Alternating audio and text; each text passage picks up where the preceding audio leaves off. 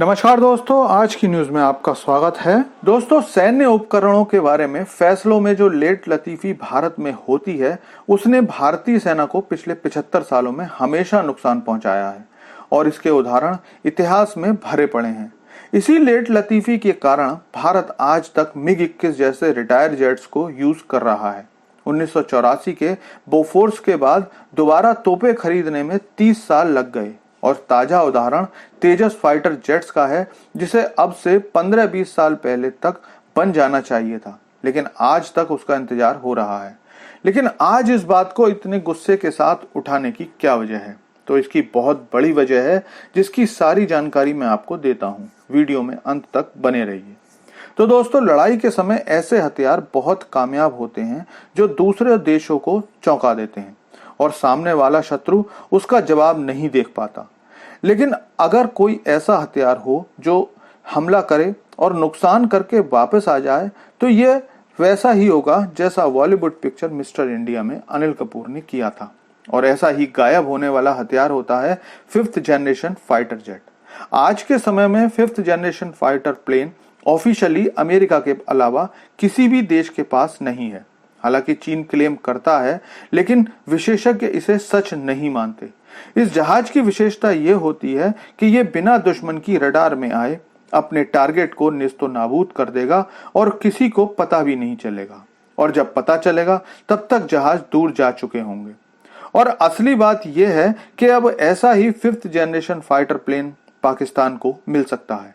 दरअसल खबर आ रही है कि पाकिस्तान तुर्की के 5th जनरेशन फाइटर प्लेन, जिसे कान कहा गया है, उसके प्रोग्राम में साथ मिल सकता है।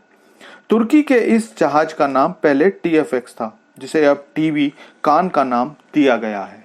हालांकि अब आप ये पूछ सकते हो कि इतनी क्रिटिकल टेक्नोलॉजी जो रूस, चीन और फ्रांस जैसे देशों के पास भी नहीं है, वो तुर्की कैसे बना रहा है?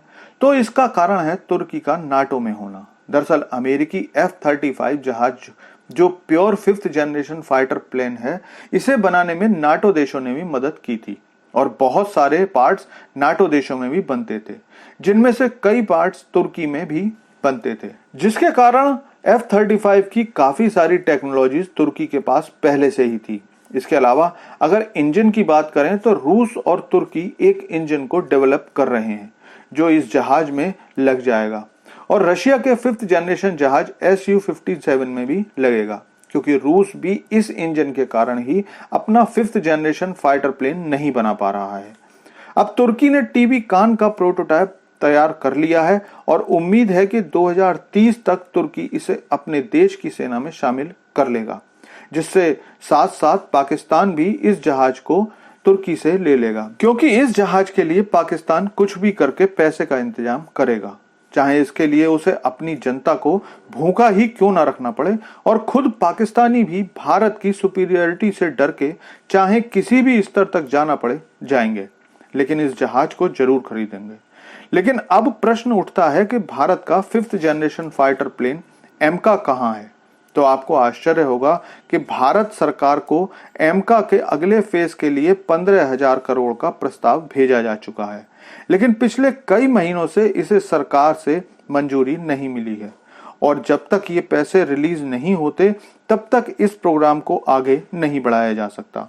और कोई बड़ी बात नहीं है कि आने वाले समय में वही सब हो जो अब तक होता आया है। जब बिल्कुल सर पर आएगा तो छोड़ो सारी बातें, चलो अमेरिका से 40-50 F-35 खरीद लेते हैं, और ऐसे में अमेरिका भी अपने मन के हिसाब से पेमेंट लेगा। कुछ भी हो, इस खबर से भारत की सुरक्षा एजेंसीज के कान खड़े हो गए हैं, लेकिन क्या सरकारी विभागों को इससे चिंता होगी? यही सब देखने वाली बात है।